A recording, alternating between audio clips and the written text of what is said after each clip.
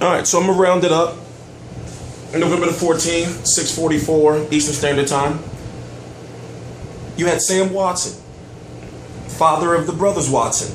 Watson's the guy who everyone thinks is Al Heyman, really nice guy, I've heard, on IFL TV, saying that 2015 Manny Pacquiao versus Floyd Mayweather. No, whoa. Excuse me, Floyd Mayweather versus Manny Pacquiao is going to happen. You have Roger Mayweather say Manny Pacquiao versus Floyd Mayweather. Whoa. Floyd Mayweather versus Manny Pacquiao is going to happen. You have Floyd Sr. say Floyd Mayweather versus Manny Pacquiao is going to happen. You have Bob Arum, who goes and say, yes, the networks are willing to work together.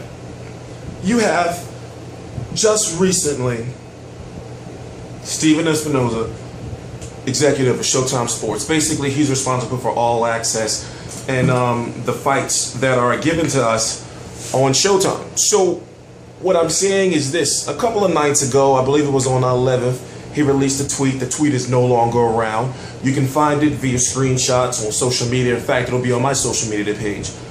What you see is that he says that negotiations, or they offered Pacquiao and Arum $40 million up front plus $35 million backside. Basically, 35%, 35% of, I guess, pay-per-view buys and everything else. Well, if you don't know, Pacquiao's going to be fighting Chris Algieri, and let's just say this. Now you have Bob Arum, who is with HBO, who said negotiations had begun and the networks were willing to work together.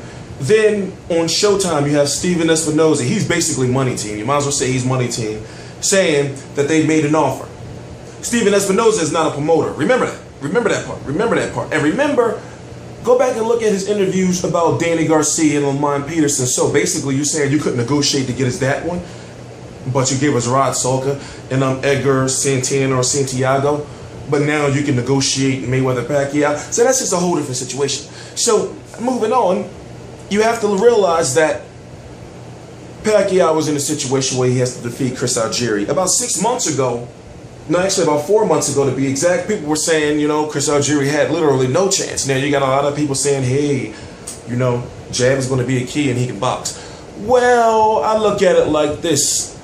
Of course, Floyd Mayweather fans, I'm not saying, that in a derogatory way. I'm saying, of course, they want Pacquiao to finally be disposed of. But at the same time, look what boxing has resorted to when you have a fan base of any boxer, and this shouldn't happen in any era, and I don't believe it ever happened in any era, telling one of the top pound-for-pound fighters, no, don't fight him. You have literally boxing fans that are telling or that condone Floyd Mayweather not fighting Pacquiao. But what I'm saying is, we know when it came to the $40 million Pacquiao was offered, it was at about 4 years ago, close to now. No, 3 years ago. He didn't have the money. Floyd Mayweather didn't have the money. I read yesterday an Al Heyman contract, supposedly an Al Heyman contract.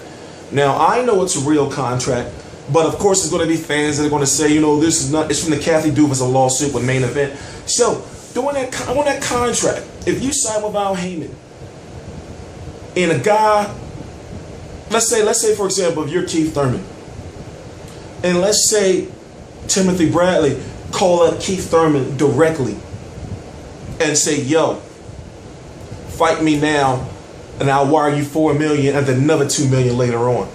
Keith Thurman would be in a breach of an Al Heyman contract, in breach of an Al Heyman contract to negotiate with him. See, and that's when I say you really have to educate yourself on the sport of boxing before you start throwing out blame here and blame there. Because at this point in time, I'm sick of playing the blame game. I'm sick of saying, oh, Mayweather's scared. And I'm sick of saying Pacquiao wants the money. And, yada, yada, yada. And he should have took the $40 million. He shouldn't have took that $40 million. At that point in time, Pacquiao was undefeated. Well, he wasn't undefeated, but Pacquiao hadn't lost in what? I can't remember when. What was Morales? And you have to also think that he was pound for pound at that time. Right now, Pacquiao is number 2 pound for pound again. I'm saying 60-40. But at the same time, when it comes to those pay-per-view buys, look, come on. I wouldn't, if it was me, it's 60-40 all around the board. 60-40 all around the board. And you have to think, well, doing business, this is not like last time where Pacquiao cleanly hung up the phone and didn't call Floyd Mayweather's bluff and say, okay, well, talk to my manager and my promoter, but I know you don't got that money. And remember, Floyd was having some tax issues at that time. And a lot of people don't understand is that Floyd, realistically, when it came to this Showtime contract, this has been the most consistent money he's had coming in every, every 6 months. Well, basically in May, from May to September, in that 5-month period, he makes a large amount of money. But it wasn't like that. Floyd was fighting once a year, so he'll get that 30 million. I remember at one point in time it was 20 and 25 million. Then he'd get some of the pay-per-view buys to whereas, and now he's getting a lot more. But for a guy like Floyd Mayweather, who's estimated now to spend over $10 million a year, maybe even more, it's hard to believe. Well, it's easier for me to believe that he really didn't have that money. Now, say what you say about 50 Cent. It was never denied by anybody that he was wrong, that Floyd didn't have that money at that time. Because Floyd, in my opinion, knew that Pacquiao wasn't going to take it. And this is where things get confused. And I just want to make sure it's known. I have a new policy I've been following over the last 6 months. So if I've never seen you comment on none of my videos before, and then you putting like a lot of dumbass shit, like just because I'm voicing my opinion about Mayweather, and I see you putting it, like, this is what people do. They'll put a dumbass comment or a hating ass comment, something coming at me on multiple videos, like copy and paste. So not only are you watching those videos, you're trying to be heard. And Google and YouTube has made it a lot harder for people to make fake accounts. And what I'm going to do is, I'm going to block you. Now, I'm not saying, I'm not no bitch ass dude. I'm not going to be up here saying like you can't comment on what you say what you want, but they know who I'm talking about. They know who I'm talking about. So I'm saying this. Floyd Mayweather has the power to call a press conference. Miss Jackson, of all people, called a press conference to try to sue him. Floyd Mayweather can call a press conference and say, I want Manny Pacquiao. Let's get to the tables right now. He's the most powerful, well, no, actually he's not. He should be the most powerful athlete in the world, despite the fact that he's the highest paid athlete.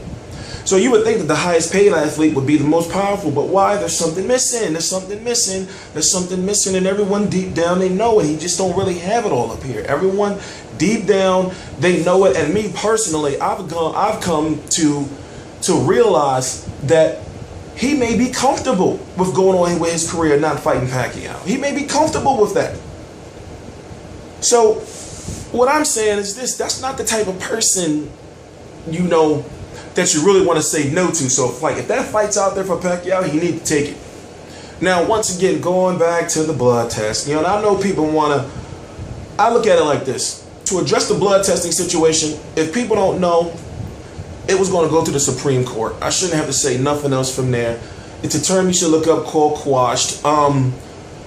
Pacquiao had filed a defamation of character lawsuit against Floyd Mayweather about accusing him of being on steroids, allegedly. There was a settlement. Mayweather's team, the money team, had to pay Pacquiao's team something like over $100,000, and it was thrown out. All medical. If you don't remember the steroid scandal in the in baseball, when they were taking him in front of those Supreme Court judges and Mark McGuire and all, and who else? Jose Canseco. I know him, but somebody else. Long story short, when they was grilling him, when you go in front of the Supreme Court, every single bit of evidence that is there or available will be open. People want to say dumb shit about no, they can't get medical records. It's the fucking Supreme Court. I had some people tell me that the Supreme Court couldn't get your medical records. They couldn't get because your medical records are protected from the Supreme Court. So moving on, if you don't know what the Supreme Court is, just look it up. So long story short,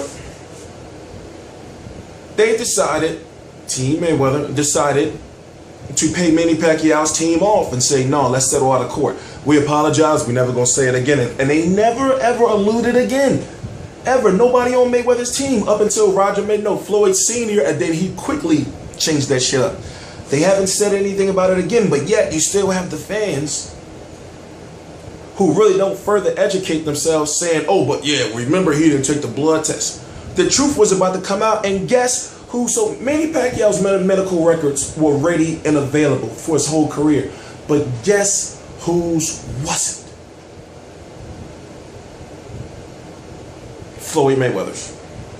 But that's the type of stuff people don't know or they don't talk about. You got to go back and you got to research. When it came down to it, when shit was about to hit the fan and go to court, Team Pacquiao and everything was ready because they were like, yo, like, you know, why you not taking no blood tests? How you coming up from this division, knocking out all these guys? Their shit was ready. When it came to Team Mayweather, like, all right, prove that he was on steroids.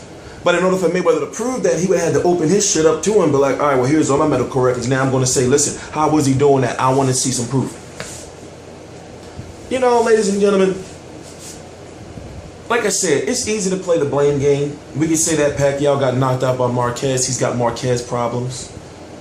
But then you think that, well, Amir Khan got stopped by Danny Garcia. He's got Garcia problems. Maidana, you fought him twice. He got Khan problems. You see what I'm saying?